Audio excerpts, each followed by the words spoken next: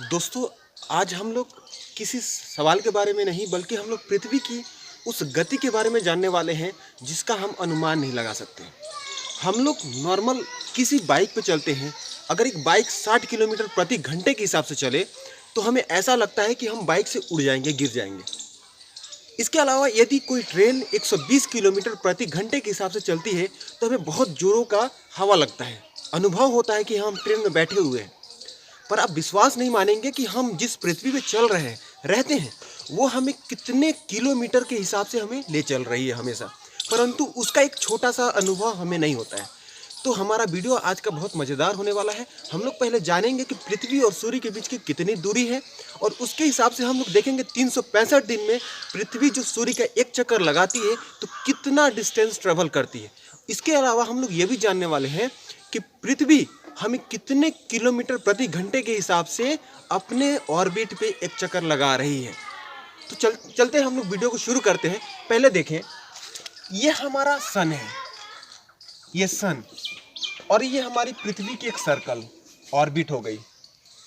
सन, ये हमारी छोटी सी पृथ्वी।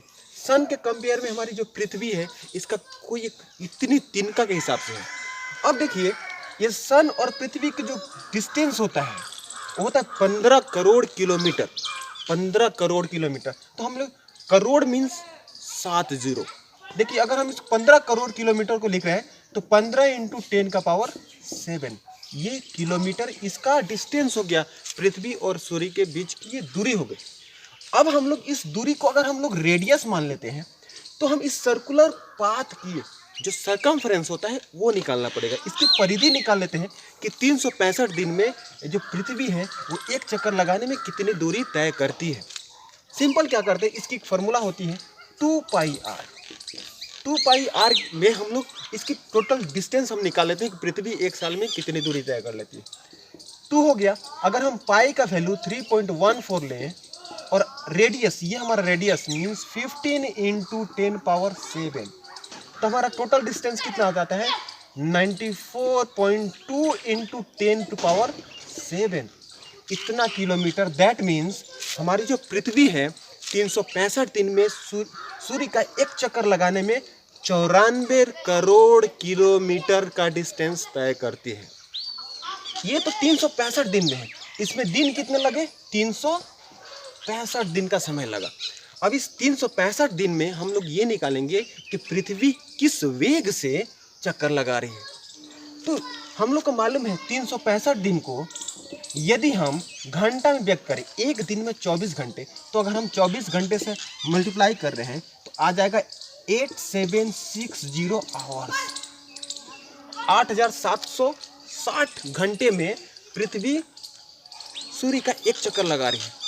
अब इस डिस्टेंस को यदि हम डिवाइड करते हैं, क्योंकि स्पीड इज इक्वल टू होता है distance by time, speed is equal to distance by time, तो अगर हम डिस्टेंस को ये मेंशन करते हैं तो जाएगा 942 से मल्टीप्लाई करेंगे 1 2 3 4 5 6 जीरो बाई टाइम। टाइम कितना है 8760 आवर्स। जब हम इसको डिवाइड करते हैं तो हमारा कितना आ रहा है ये देखें। जब हम इसको डिवाइड करेंगे तो आएगा 107,534.24 किलोमीटर पर आवर। इसका मतलब हमारी जो पृथ्वी है लगभग 1,07,000 किलोमीटर प्रति घंटे के हिसाब से हमें लेकर के, पूरे इस दुनिया में जितने लोग हैं इन सभी को लेकर के 1,07,000 किलोमीटर प्रति घंटे के हिसाब से चलती है, घूमती है, परंतु इसका हमें इतना सा भी अनुमान नहीं होता। एक छोटी सी बाइक पे या ट्रेन पे हम लोग चलते हैं जिसकी स्पीड 80 या 100 किलोमीटर प्रति घंटे होती है, तो हमें जोर का हवा लगता है, परंतु हमें पृथ्वी जो हो 1,07,000 किलोमीटर प्रति घंटे के हिसाब से लेकर के चल रही है, तो इसका इतनी सी भी अनुमान हमें नहीं लगता है, हमें हवा तक महसूस नहीं होता है। इसका कारण क्या है? यदि ये आपको कारण मालूम है, अगर इसका थोड़ा सा भी अनुमान आपको है तो कमेंट बॉक्स में कमेंट जरूर करिएगा। यदि ये वीडियो आपको पसंद आया तो उसको लाइक और शेयर करना न भूलें।